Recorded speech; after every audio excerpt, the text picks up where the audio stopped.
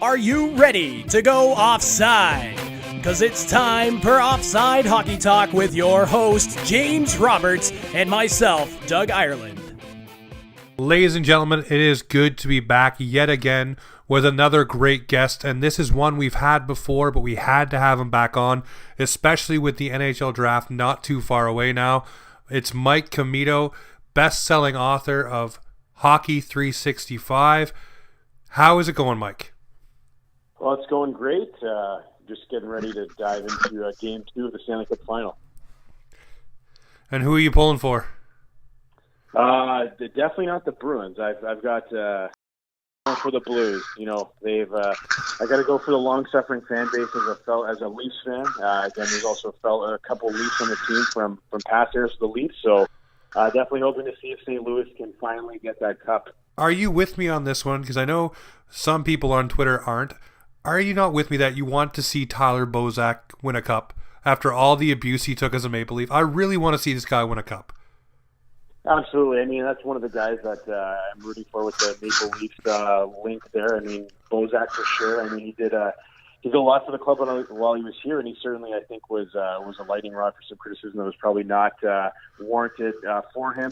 And then in addition to Bozak, you've got Gunnarsson and then Alex Steen, who was drafted by the Leafs once upon a time, and obviously didn't end up being with the Leafs, but certainly there's some Maple Leafs connections on that team for sure. But mostly, you know, it's cool to see the Bruins and the Blues matchup kind of going back. Obviously, everybody talks about the 1970 final that ended with the Bobby Orr flying goal, but ultimately, it's I think it's hard to not root for your team, but I know what it was like last year when the Capitals won the Stanley Cup final. I'm obviously not a Capitals fan, but I am a fan of Alex Ovechkin. So seeing him win the cup and seeing how excited and elated he was, you know, that's the closest I've ever been to seeing my team win. So, you know, it's always great when, you know, another long-suffering NHL franchise gets rewarded. So we'll see what happens, but I'm definitely pulling for the Blues. No, definitely. Well, Doug, I'd be remiss if I didn't ask you, who are you pulling for the Stanley Cup final? There's only one team that I want to win the Stanley Cup, and that is the Toronto Maple Leafs. I'm struggling to watch any of this game between just absolutely despising the Boston Bruins and seeing all these former Leafs do it like all over the ice. The only thing I really want to do is watch the Maple Leafs win the Stanley Cup, and that's not what this is. That and just the absolute atrocious officiating. I mean, I wish, like, I'm a huge hockey fan, but I'm struggling to watch more than the highlights from this game. I will probably throw this game on in the background, but I'm not going to be paying close attention, honestly. Well, Mike, you just touched on it a moment ago. The flying Bobby Orr, the last time these two teams met. I see it happening yet again. Talking about Bobby Orr flying through the air. Now you have the super pest. In my mind, I think this is going to happen in Brad Marchand. I think he's going to be posterized the same way. Some big moment in this series, and it's going to be forever a snapshot like Bobby Orr, but it'll be Brad Marchand. I don't know why. I just got this weird feeling. I hope I'm wrong, boys, but I got the feeling. Yeah, I saw a stat today that the Bruins are 24-1 all time when Marchand scores. So certainly, you know, if he does score, it's probably going to be a big goal. But if he does get a big moment like that, I don't think it'll be, it'll enter the iconic order the way that Bobby Orr was, because obviously Bobby Orr was, I would argue, a universally beloved player, right? So I don't think we'll be pointing at the Marchand photo in 40 years because, again, he's still very polarizing. I respect what he does on the ice in some respects, but I don't think I'll be cherishing the anniversary of if Brad Marchand were to score a goal that's captured by the lens for eternity. You know, when the Bobby Orr goal happened, though, you know, with him being so beloved, a lot of people did enjoy that, but there had to be a certain portion of people that were just like kind of sick of it. You know what I mean? Just like Marchand. So I think as time goes on, the appreciation for things grows. You look at the golden goal by Sidney Crosby in the Vancouver Olympics. You know, you ask any of those American players or any American fan at that point in time when he scored that goal, you know, it was the worst goal, stupid, couldn't believe it happened, whatever. Now you talk about it with anyone, and it's one of the greatest sport moments ever. You know, so now there's been a little bit of time to let it breathe. So But I do agree with you. I hope it doesn't happen, but I got this weird feeling. And B, I hope it's just Boston fans that enjoy it and not us. But since the last time we talked, my friend, how has everything been going with the book? Have you had any crazy cool interviews or anybody that you talked with or had pause, like, oh, wow, I'm sitting here right now talking to this person about something I've done. I can't believe I'm here right now. I did, yeah. The book, I was very, very happy with the response. It was overwhelming to see, people tweeting or sending pictures there my way of, I bought this book for a family member, or I bought this book for myself, and I'm looking forward to reading it. I think that anytime someone's willing to, to spend their hard-earned money or their precious time with something that you wrote or put together, I think is very humbling for sure.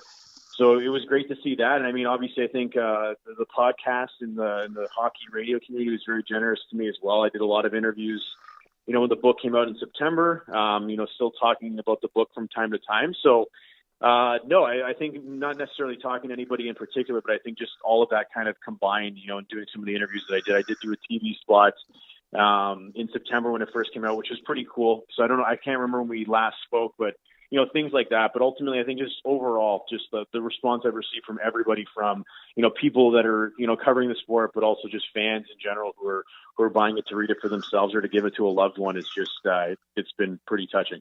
No, it's become a little bit of a habit in our house. Me and the daughter read the story of the day every day now when we're putting her to bed. So we read the regular, Disney or fairy tale story, but then we got to get in the hockey story before she goes to bed. So it's pretty awesome. Like I said, it's a little bit of a freak, or whatever you call it, a nostalgia moment for me, because I grew up watching hockey with my grandfather and, being a part of it, and he'd always tell me tales. So now we got this book and it's got all the history and different things. It's just wicked to share that with her. And the fact that she wants to know about it, it just puts me over the moon. That's pretty awesome. I appreciate you sharing that for sure, because it also, I'd love to be able to get to that point. My daughter is, I think, she'll be 3 in the end of September, and right now we're on the Jillian Jiggs phase, so we're reading all sorts of Jillian Jiggs and the Wonderful Pigs every night. But I'll have to work in Hockey 365 a little bit further down the road when she's a little more interested in hockey, maybe. So we'll see. But no, that's pretty awesome that you're able to share those stories with your daughter, and it's great to hear that. No, definitely. Well, around here, everything is dominated by the gals of the house. So it's myself, who is the only male here. Both of our dogs are female. And then, of course, I have my 2 lovely daughters and my beautiful wife. And so everything is centric around that kind of stuff. So when hockey comes out, eyes roll a little bit. But it's good that I at least have one daughter so far who's gravitating towards it. The youngest one, I don't think she's too fond of it. So we'll see where that goes, much like you're saying with yours. So hopefully we can get both on board and read more hockey and watch more hockey and kind of put the boots to mom on it. Yeah. Oh, that's it right there. Well, I got to get some numbers somewhere. Like I said, the only guy around the house. We said in the lead up to this episode, though, to get us back on the rails, we're going to make it a fun one and talk about, draft stories, whether they be funny ones, even serious ones that just where things didn't happen, just some fun. With going into the draft, there's so much analysis going into young players and, who's going to take what, who's going to do what, who's going to trade. There's not really a lot of time for stories. And that's why I thought with you and the history of the game and your knowledge, it'd be great to have you on and just go over some stories, have some fun, and share some things that people may not know because they don't take the time, to look up the stories, because they're mostly looking up stats or analytics or anything like that for what their team is going to take. So one story that I got, and I told you our stories might cross before we came on. The first one I had is the Sabres way, way back in the day in 1974 when Punch Imlach, he pulled a beautiful fast one, drafting a center from the Tokyo Kanadas, or Katanas, hopefully I'm saying it either way right, of the Japanese Ice Hockey League. And the player was a center named Taro Tsujimoto. Yeah. Oh, there you go. There's Doug coming in. And scouting, of course, not being what it is today, no one knew that the team and the player were both just made up as a complete joke. And then really, until training camp when Punch fessed up, it remained a prank. I mean, did you hear about this one? Did you read up on that one? Like, I wanted to get your take on that because I thought that was pretty funny, and that was back when the drafts would just kind of roll on. He just threw that guy in there and everybody was expecting to see him and didn't see him. So I thought that was good. Yeah, no, that one's that's definitely up there for sure. I mean, the anniversary of that draft was actually just was last week on the Tuesday. So it was that happened back, like you said, in 1974. So it was an interesting draft because, of course, in addition to the Punch Imlach's shenanigans, the NHL had actually kept that draft a secret because of concerns about the World Hockey Association. So unlike in previous drafts, they had actually done that by secret telephone conference. So all the teams were in on a line that was being monitored by the NHL. And back in the day, there was no limit on how long the draft could go. It would keep going on until teams had decided that they didn't want to pick any more players. And so this is a smaller league at the time, obviously with 18 teams. And so we're into the 11th round, and Punch Imlach, the GM of the Sabres, is getting kind of bored. And so to amuse himself, he obviously invents this fictitious player. The katana is obviously a tie into the Sabres. So he drafts this player, and nobody knows. I mean, they actually kept the results of the draft a secret for a few days. When the newspapers reported this story, like when they revealed, all the teams revealed which players they drafted, in the Buffalo newspapers, they had the list, and the headline was, they drafted this player from Japan, and the line was that he was the most secret player in the secret draft. And it certainly was the most mysterious player because he didn't exist. And so it's kind of gone down in draft lore of the time that Punch Imlach really kind of found a way to amuse himself and kind of put his player in everybody's collective imaginations now. Where, I mean, I think he was even not that far long ago, one of the hockey card companies actually made a fake Taro rookie card, right? Just to kind of... Yeah, that was in 2009, I think it was. Yeah. So it's that's definitely the ones I had on my list too, and it's actually one of the ones that didn't make the book. So if there ever is a Hockey 365 Volume 2, all of the draft series I have today weren't in the original one. So this is all new material. It's all bonus stuff for the listeners. Well, I got mine in. Doug, do you got one for you, or? I mean, like I'm a Leafs fan, like through and through. So pretty much the talking about a draft is just talking about past trauma. I mean, like the list of guys that have been ridiculously bad draft picks. Like I just think about like Pogge and Shen and Koliakovo and Biggs. And the list just goes on and on and on and I struggle to think of the good draft picks. Like the only one that really pops to the front of my mind is Austin Matthews. I know there has to be like some good draft picks. So I'm wondering if, Mike, if you have any picks that would potentially de-traumatize me that the Leafs have made that maybe I've forgotten about or overlooked that were actually like good draft picks. Tuukka Rask. Oh, God. You said not traumatizing picks. Not traumatizing picks. Yeah, no, there's a lot of those. I mean, it's certainly improved over the course of our lifetime, or at least in the last little while. But yeah, no, there's definitely a lot of heartbreak. I think that there's speaking of heartbreak and kind of franchises being on the wrong end of picks. One of the other ones that I had, and this kind of also ties back into the Sabres, was when the NHL was expanding again in 1970. The Sabres and the Canucks were two of the teams there.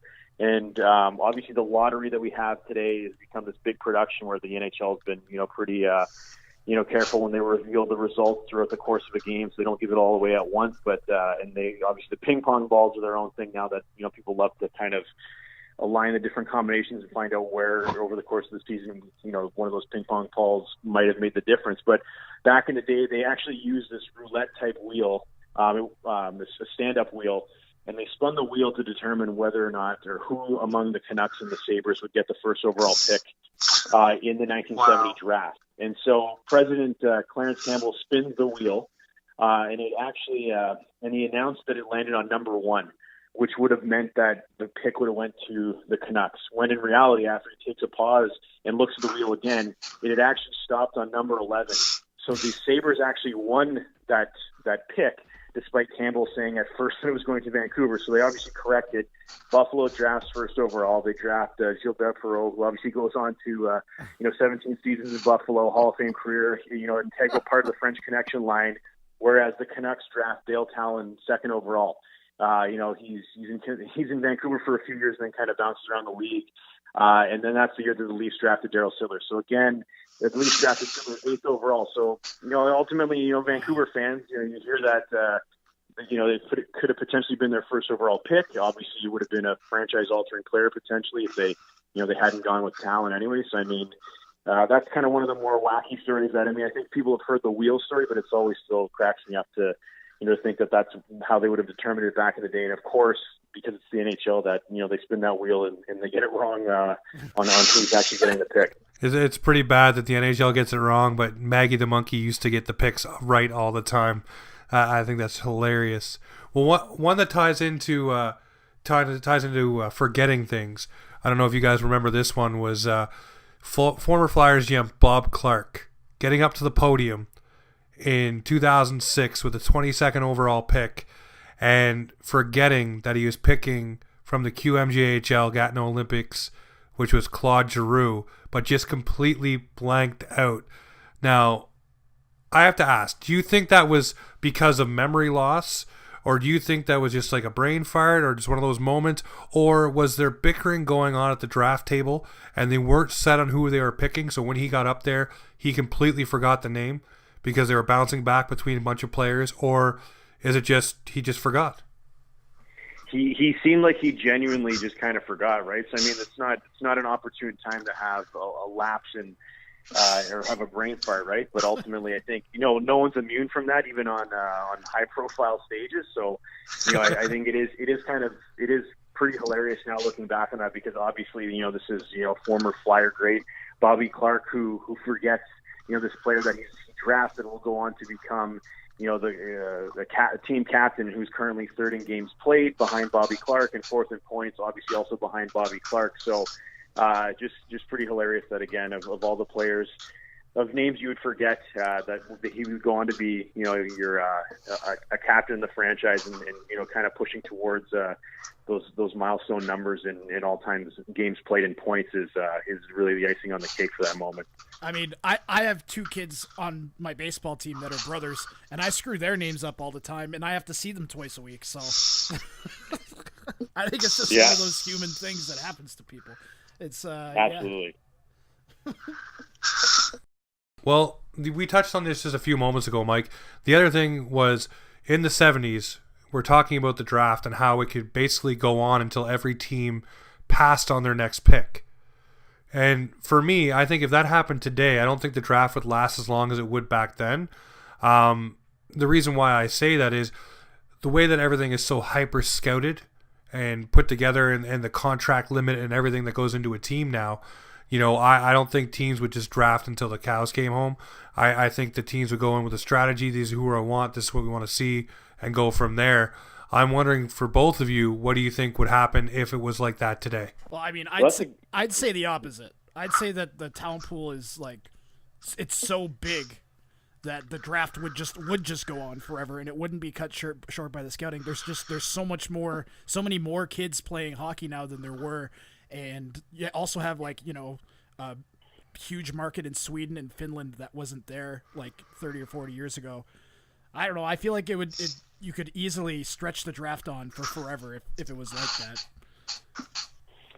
Yeah, I would say that as much as obviously the talent's going to thin out, considerably after, usually the first few rounds, I feel like teams, knowing that, would invest some sort of time and efforts into trying to, do something with those late round picks. But I think even just beyond trying to invest in, trying to find lightning in a bottle and, some later rounds that maybe previously didn't existed. When they did this before, when they used to kind of drag on forever, there used to be a rule as well before they instituted the salary cap that you could just buy picks in the late rounds as well. So you could just trade cash for additional picks. So there was this one draft going back to 1978 with the Blues, where they had bought 17 picks in rounds 10 to 14.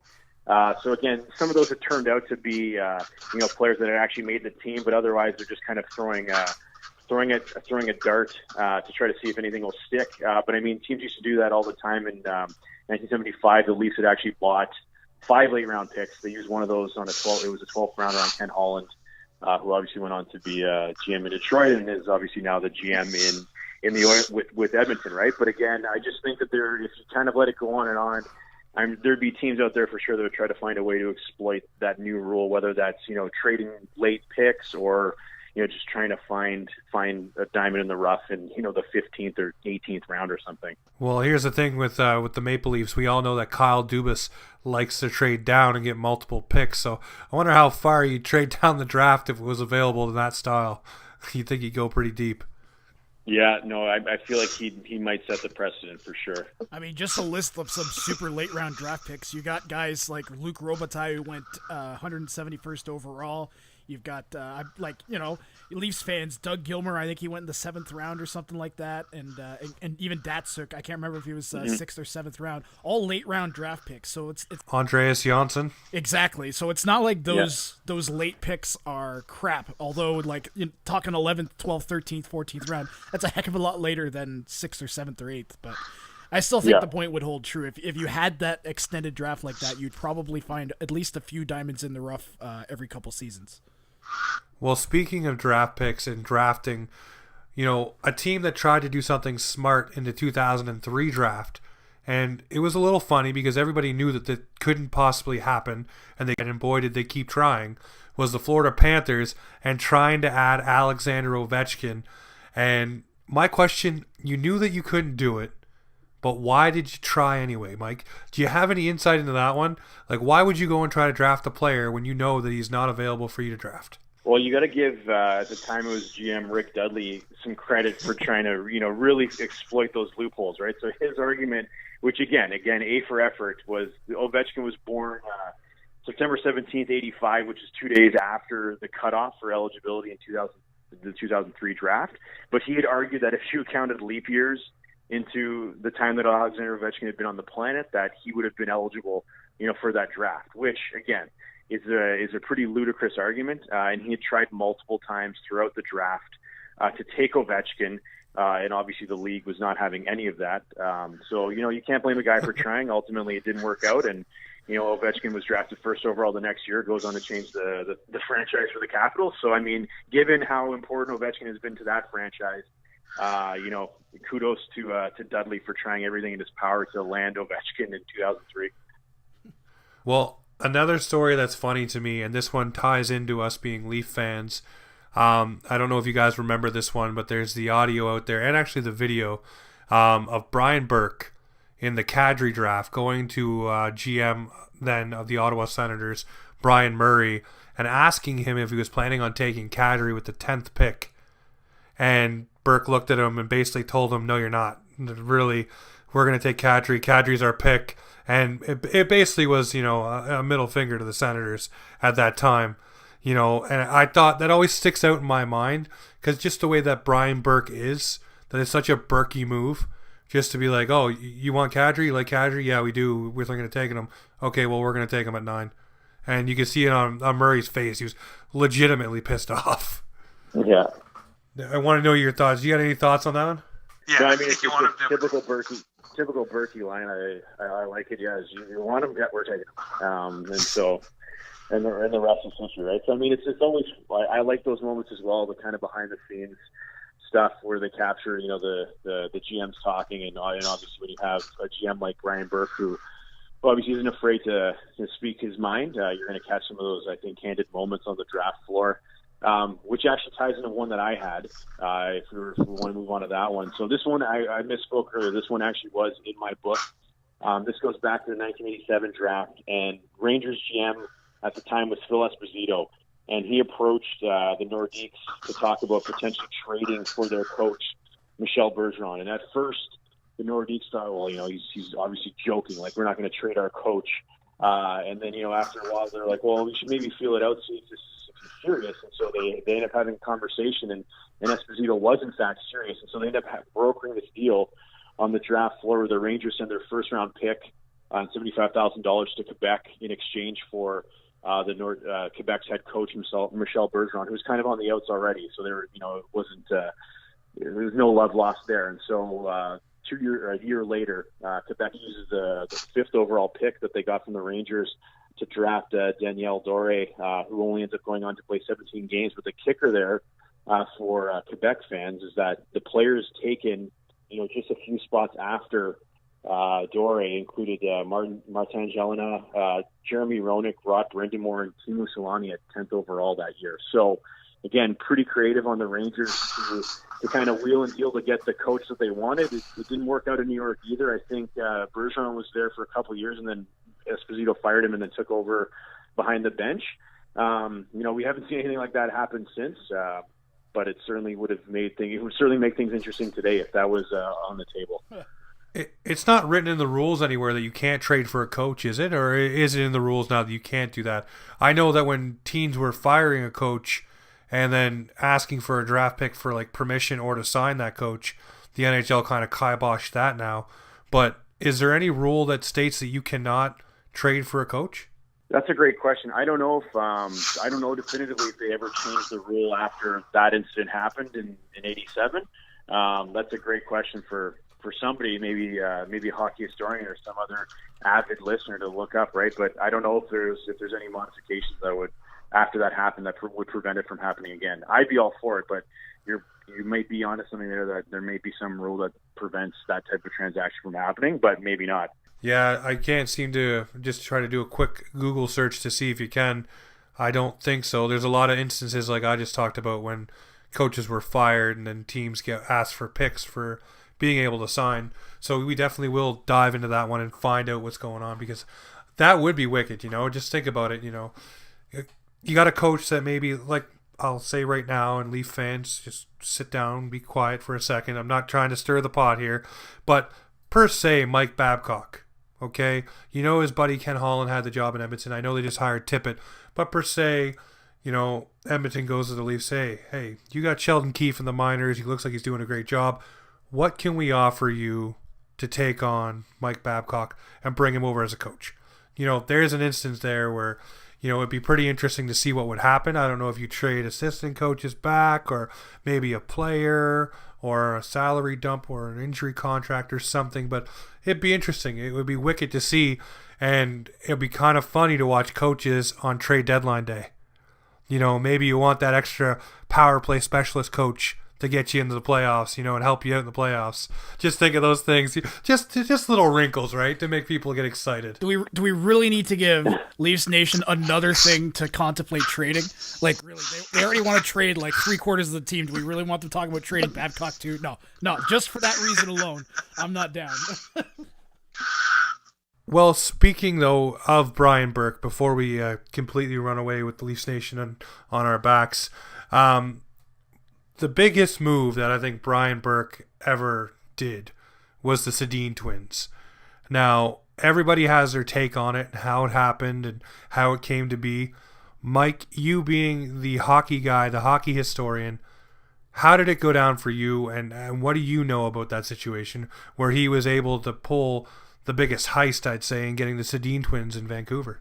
Yeah, no, I remember that one for sure. There was a lot of wheeling and dealing on his part with multiple teams, obviously, to make things line up to make that happen. So I think that ultimately, the fact that it worked out the way that it did, and we know what kind of incredible careers they went on to in Vancouver, obviously it's part of his legacy. But I think the fact that he was even able to kind of line all those moving parts up to even make it a possibility, right? There's so many things that could have gone awry where maybe you get one or you don't get either of them, right? But I don't have my notes in front of me on that one in terms of what he actually did or like what the actual pieces were that he moved around. I mean, I know that there was some trading with the Thrashers at the time, and I believe I can't remember if the Blackhawks were involved. There was some pick that ended up with Chicago or something along those lines. So I don't know if you have the notes in front of you, but certainly a shrewd move on his part to line all that up. No, it was definitely an awesome way to set it up, and just to think about how complicated it was. And I think the pick that went back, it was let's see, they traded. It was Brian McCabe that was traded, and a first round pick to Chicago for the 4th overall pick to make it happen. But yeah, there's a lot of moving parts. I don't actually have the notes in front of me. I had them all written out, but unfortunately didn't bring that piece of paper down with me. But that's all right. But we know that it was one of the craziest things. And again, it just goes back to what we're talking about, Brian Burke. At that point, that was a stamp that he put on it. And then obviously we just talked about the Kadri. One thing that I want to ask both of you, we all know what happened in Edmonton with Nail Yakupov. And apparently there was only one person who wanted to take Nail Yakupov while everyone else wanted to take the defenseman. When a situation gets down like that, should it be the general manager who has the final say of building that team, or do you have to go with the guy who writes your check? Because no matter what, if you walk up to that stage and you say whatever name, say you said Ryan Murray or whatever it is the defenseman's name was, over Nail Yakupov, that's their pick. You can't undo that. So the owner may be pissed, but that's their pick. So what would you guys do in that situation? Because that was a huge thing that happened on the Yakupov draft, and a lot of people said they wouldn't have taken him, especially within the Edmonton Oilers organization, and we know how far that set them back. What would you guys do in that situation where the owner's like, this is the player I want, I'm getting him, doesn't matter what you guys say, doesn't matter what you scouted, and would you walk up there and make the other pick? I would, myself. I would not. I know who signs my checks, and ultimately, if I would try, I would do everything in my power to convince my my boss that this was the I guess the better decision to make, and here's the evidence to support why we should do this. But ultimately, if she decided that that doesn't matter, we want to go in a different direction, so these are your marching orders, and then I go and do the opposite of that, especially in a very public way, I think I'd be going back to my office and packing up my things. I mean, ultimately, yes, that's the logical thing I would say to you now, because obviously I don't work for an NHL team and I have to think about my family. So certainly I would do that, but I definitely do. I am attracted to the notion of kind of bucking the trend and, kind of defying the owner there to do what's best for the club. Whether or not, that would actually happen, I think, again, at the end of the day, people are going to look out for themselves and the best interests of, their livelihood and their families, right? But it would be nice to have a maverick up there who would just say, you know what, this is what we need to do, this thing, come back in 5 years and you'll thank me. Has there ever been a GM/owner in the NHL? Because I feel like that's really the only way you could get away with doing that type of thing, because you're not gonna be working for the same team your entire career as a general manager in the NHL. It just maybe 20, 30 years ago, 40 years ago, that might have been the case for a few guys, but even back then, it doesn't seem like a thing that you could get away with and continue to have a career in hockey. Owners want to know that you're going to do what they tell you to do. Same thing with the president of a team. They want to know that you're going to make decisions that they tell you to make. I would say that there is one kind of indication that does happen, and that is in Carolina, where they wanted to hire a GM for such a low price tag that they ended up staying with the same GM that I believe they already had. But it's basically Tom Dundon calling the shots. You listen to what he said about, we're never going to draft, a defenseman in the first round as long as I'm here. So he's talking like a general manager, even though he's not the general manager. And he's talking about trading defense because he wants more scoring, yet he goes and they execute the Jeff Skinner trade, which is foolish in itself. But I think that's one instance right there where the owner of the team wants to be the general manager, but knows he can't be in the general manager chair, but he will do everything to push and pull the buttons to get what he wants. And that's one instance I can see with Tom Dundon. Yeah, no, it's definitely a delicate balance. I think if you're in the GM role, especially with certain owners in the league, right, that you have to provide them with, with the evidence in order to kind of make them see it your way in terms of why this is the best pick for the team on a number of levels, right? But ultimately, you are going to have, just like in any job, right, you'll have the ownership group that just wants to do things their own way, regardless of what the facts and what the evidence says. And so ultimately, at that point, you just kind of have to try to just mitigate it as best you can after the fact. But yeah, it would certainly make, I think, for a great draft day story if there ever was a moment where a rogue GM went up there and said, you know what, we're not doing this. Here's the guy we want, and then deal with the consequences after. I'm sure they'd be immediately fired, but it would make for great hockey history stories. But you know what, making that story and doing that maverick thing as a GM and if it works out, how many other teams would be like, you know what? We want that guy. We want that guy that's stuck to his guns, knows what he knows, listen to his scouts, listen to his staff, the people that are put in place all year long to give us this information, and he went and did it. You know, he may have got fired in that point, but that may be the, you know what I mean?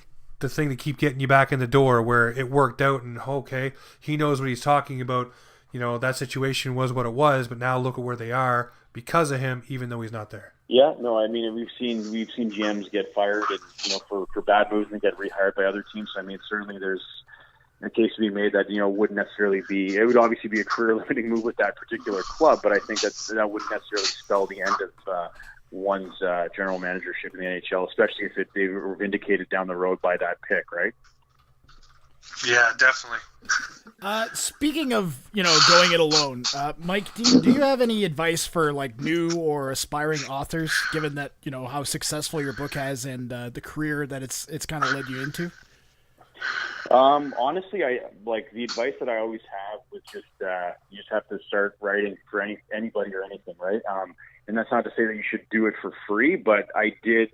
When I first got into hockey writing, I had my blog myself that I was just kind of writing them for on my own, just to kind of experiment with some of the stuff I was doing. And it was kind of, obviously, it was very different from what I'm doing now. It was like a mix of hockey history and, or not hockey history, it was actually NHL previews with Canadian history. So it was this like Frankenstein mashup where I would take a moment in Canadian history that happened on that day and kind of use it as the bread between these NHL previews, right? So, I mean, it was a really weird niche thing that obviously didn't last very long, but it kind of got me into writing about hockey more regularly, and that kind of led to some other opportunities with other blogs. And then from there, you know, I kind of realized that I don't think that this Frankenstein mashup that probably the only person that reads it is my mom is going to get me far in hockey writing. So I kind of really focused on, you know what, hockey history seems to be where I can kind of probably make things work on my end.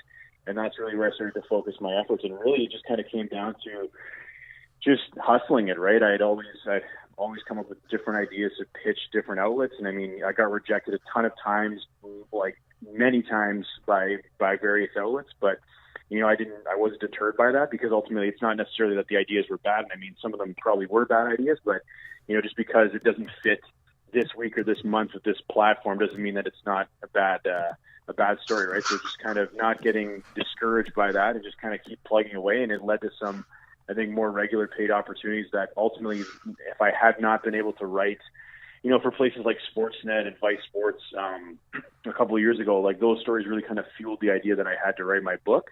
And so I think kind of everything just kind of builds over time. I mean, the one thing that I've realized over the course of all of this is that, you know, write because you want to write, and you want people to read your stories, and you want to share particular moments, whether you want to do hockey history, you want to do analytics. Ultimately, you have to have the reason as to why you want to write it, because I think at the end of the day, if you're just doing it because you think it's going to be that big break or it's going to lead to something, you know, that may not never be there, right? I mean, for me, it's kind of just like, I want to write these stories because it's fun. I like to do the research. I like to talk to interesting people and kind of share their stories and connect with fans. And so just, I would say, whatever you want to pursue, just do it for you, and you never know what might happen, right? I mean, I think that when I started blogging on my own website a few years ago, I never would have thought that I'd have a hockey history book now, and now that I do, it's kind of cool to think back that had I not really kind of just jumped in and kind of just put myself out there, who knows, right? I feel like that's really good advice in general. Like if you have something that you want to, you know, succeed with, don't worry about the success, worry about putting in the effort and improving at it, and being genuine in your pursuits, and success will follow that. So I think that's just good general advice for anybody who's trying to pursue any sort of creative or maybe job in the media, or even a hockey player. I feel like that's something that, you know, anybody could use in their day-to-day life to get what they want. Yeah, I don't think it just applies to writing. Like you said, I think you can kind of use it for whatever, right? But ultimately, that's kind of what has worked for me, at least, to keep me kind of grounded and moving forward. Well, Mike, we definitely enjoy having you on, and this has been a blast. Thank you for taking the time to talk about some draft stories and just hang out with us again on Offside. I'd love to have you on again, maybe during the season, like last time. And I wish you all the best of luck. Where can people find your work? What do you have cooking? Are you going to be anywhere else that we can come see you? Give us the details. Yeah, so and again, thanks for having me on, guys. I really appreciate it. Always enjoy talking hockey history with you, and obviously I appreciate the opportunity to plug the book and everything else. But yeah, you can find all of my works on usually promoted on Twitter, so you can find me at Mike Commito on there. And again, outside of the daily hockey history tweets that I do, and kind of plugging the book. Again, Father's Day is around the corner, so if you want to find the perfect gift for your hockey-loving dad, grab a copy of Hockey 365. But otherwise, you can also find the writing that I do for the team historian for the Sudbury Wolves, so I still write some Wolves stories there. You can actually find a story I recently did with the front man from the punk band Pup, who happens to be a pretty big hockey fan and ultimately a Sudbury Wolves fan. So that's a recent story we did. And then also I do write for the LA Kings quite a bit. And we're working on a story right now, actually, to lead up for the draft day.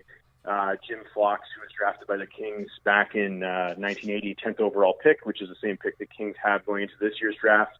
I thought it was going to be more of a draft story, but it actually ended up being more of a baseball story because Jim Fox played a lot of ball up in Coniston, which is just east of Sudbury. And so we actually kind of talked about what he did on his draft day, because he wasn't actually at the draft. He was playing baseball. So look out for that one. That'll probably be out by the time the listeners get this. Well, that's awesome. Well, Mike, again, thank you so much for stopping by, and we look forward to speaking to you in the future. And be sure, everyone, to check out all of Mike's work. It is awesome. And get the book. It is wicked. You can, like I said, you can share it with your daughter. You can read a story a day. You can read the book all at once. Like I told you before, I was doing it one by one, and now, like I said, it's part of the bedtime ritual. So it's definitely a good book to have, period. And Mike, thanks so much. My pleasure. Again, thanks, guys. And I still love to hear that story about you reading it with your daughter. That's wicked. All right, my friend. You have a great evening. We'll talk to you later on. Yeah, thanks, you too. Cheers, guys.